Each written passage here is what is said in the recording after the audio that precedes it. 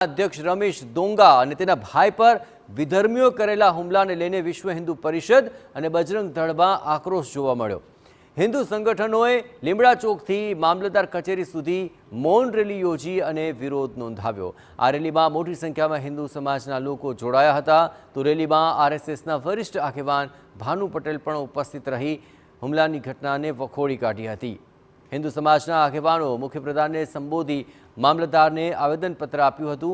आरोपीओने वहेली तके झड़पी गैरकायदे प्रवृत्तिओ थती अटकावी अने विधर्मीओना त्रासथी मुक्ति अपाववानी रजूआत कराई।